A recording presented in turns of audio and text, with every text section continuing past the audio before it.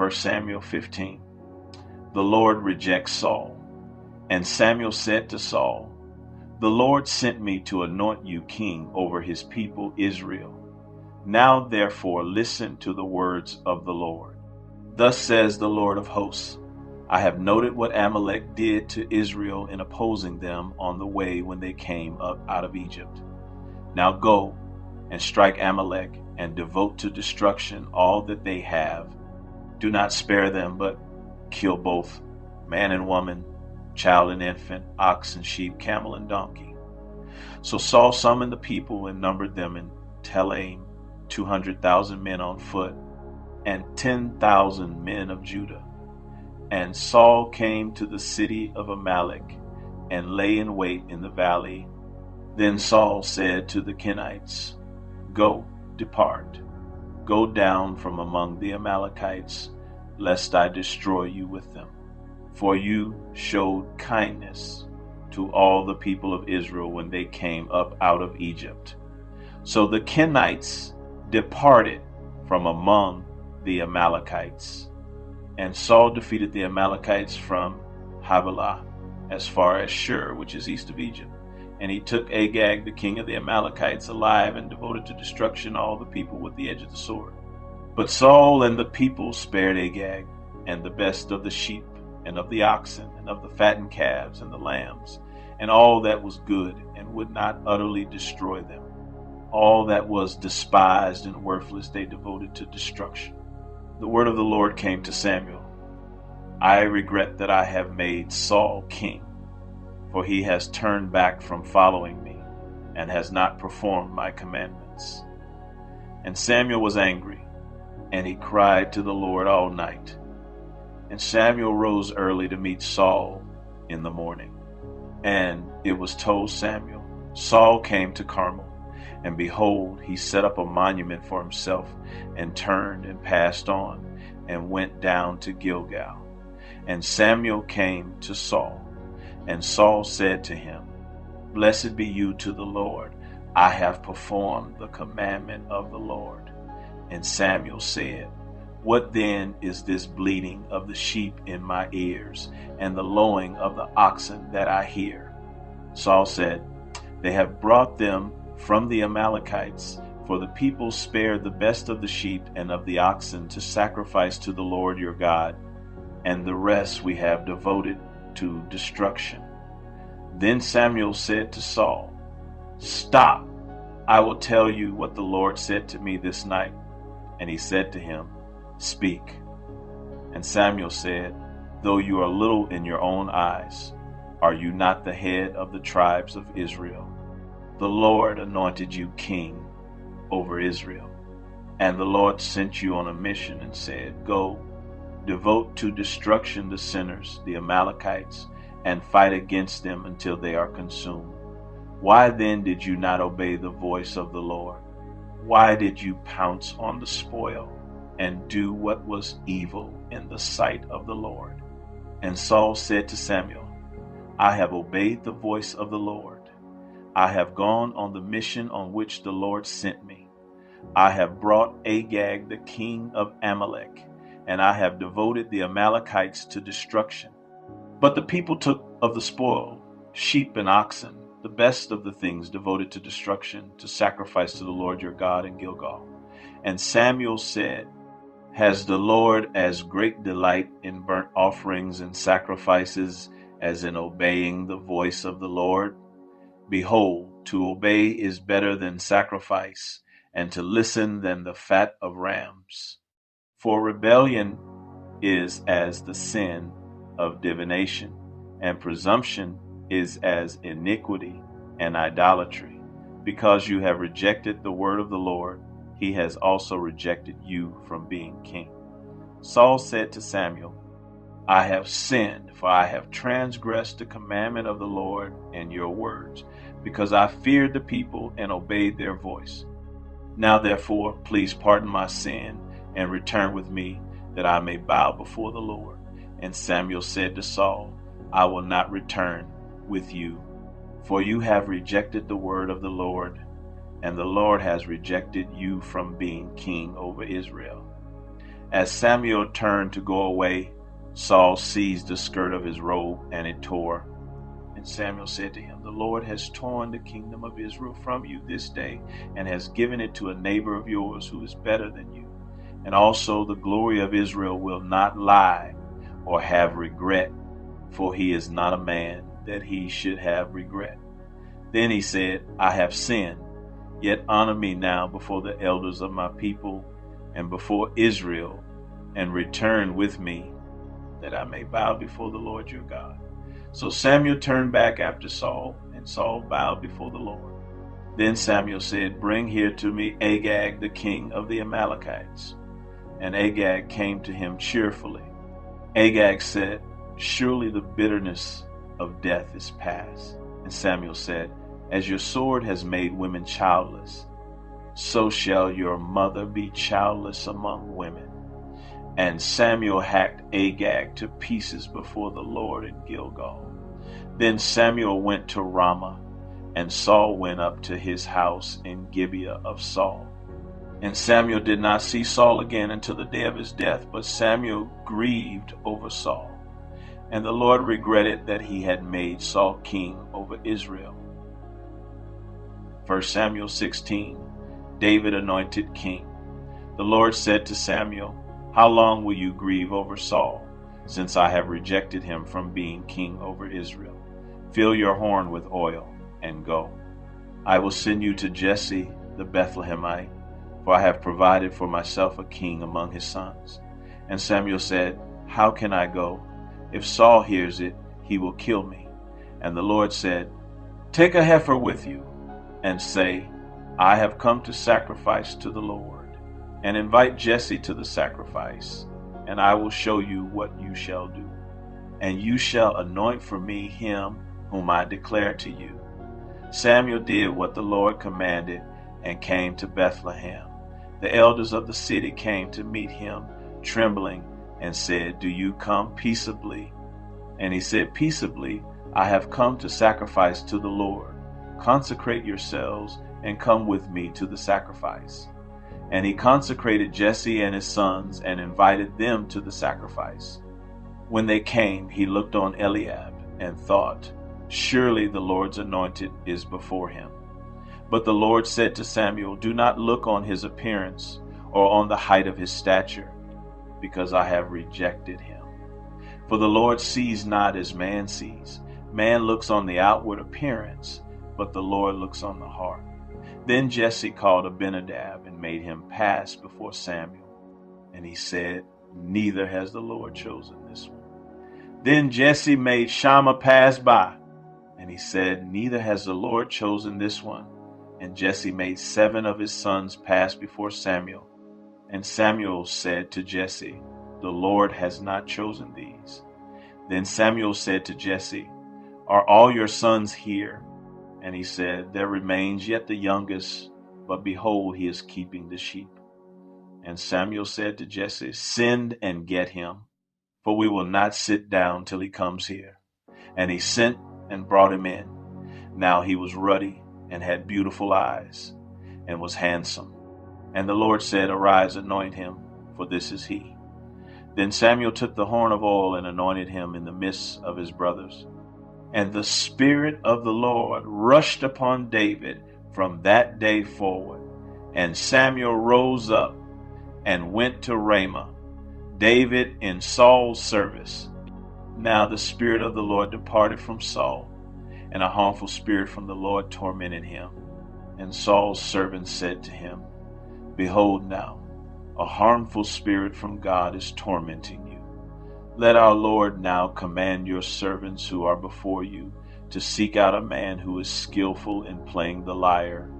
And when the harmful spirit from God is upon you, he will play it, and you will be well." So Saul said to his servants, "Provide for me a man who can play well and bring him to me." One of the young men answered, "Behold, I have seen a son of Jesse the Bethlehemite who is skillful in playing, a man of valor, a man of war, prudent in speech, and a man of good presence, and the Lord is with him." Therefore Saul sent messengers to Jesse and said, "Send me David your son, who is with the sheep." And Jesse took a donkey laden with bread and a skin of wine and a young goat, and sent them by David his son to Saul. And David came to Saul and entered his service. And Saul loved him greatly, and he became his armor bearer.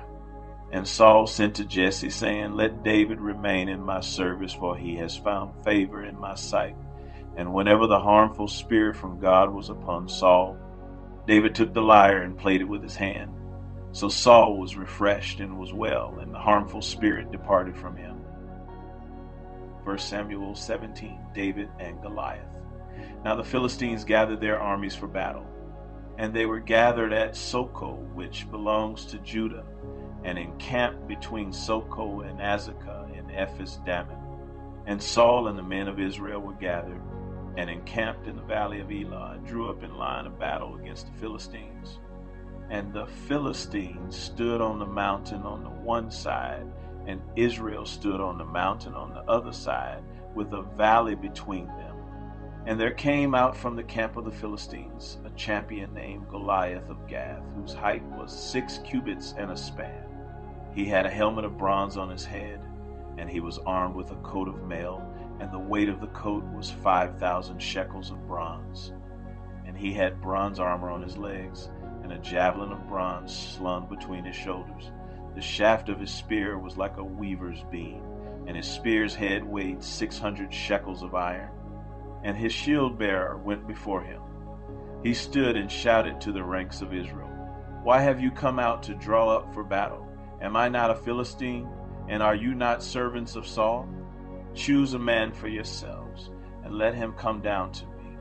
If he is able to fight with me and kill me, then we will be your servants. But if I prevail against him and kill him, then you shall be our servants and serve us. And the Philistines said, I defy the ranks of Israel this day. Give me a man that we may fight together. When Saul and all Israel heard these words of the Philistine, they were dismayed and greatly afraid. Now David was the son of an Ephrathite of Bethlehem in Judah, named Jesse, who had 8 sons. In the days of Saul, the man was already old and advanced in years.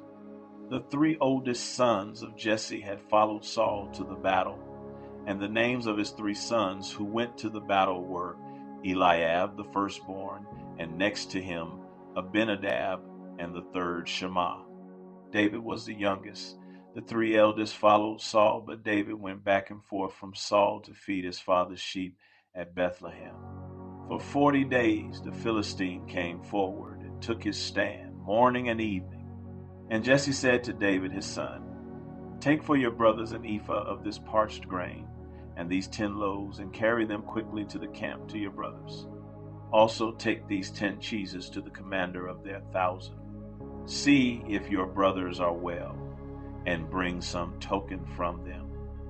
Now Saul and they and all the men of Israel were in the valley of Elah, fighting with the Philistines.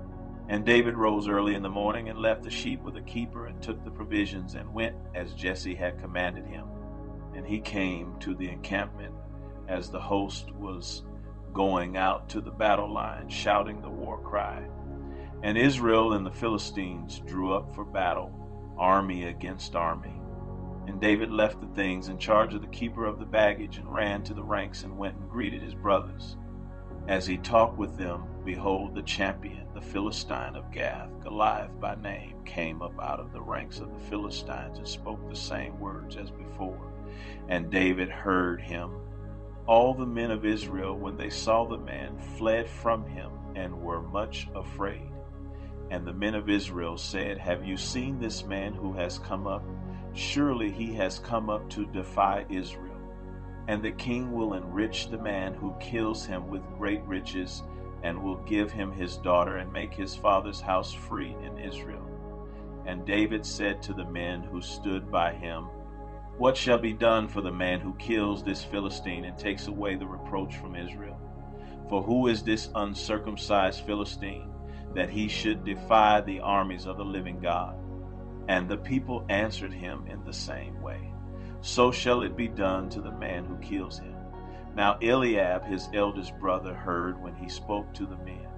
And Eliab's anger was kindled against David, and he said, "Why have you come down? And with whom have you left those few sheep in the wilderness? I know your presumption and the evil of your heart, for you have come down to see the battle." And David said, "What have I done now? Was it not but a word?" And he turned away from him toward another, and spoke in the same way, and the people answered him again as before. When the words that David spoke were heard, they repeated them before Saul, and he sent for him. And David said to Saul, "Let no man's heart fail because of him. Your servant will go and fight with this Philistine." And Saul said to David, "You are not able to go against this Philistine to fight with him, for you are but a youth, and he has been a man of war from his youth." But David said to Saul, "Your servant used to keep sheep for his father. And when there came a lion or a bear and took a lamb from the flock, I went after him and struck him and delivered it out of his mouth. And if he arose against me, I caught him by his beard and struck him and killed him.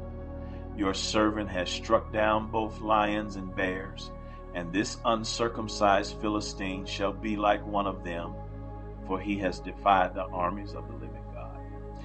And David said, "The Lord who delivered me from the paw of the lion and from the paw of the bear will deliver me from the hand of this Philistine."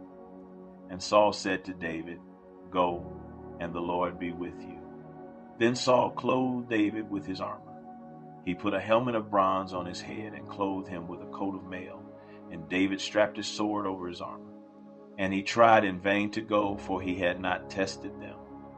Then David said to Saul, "I cannot go with these, for I have not tested them." So David put them off.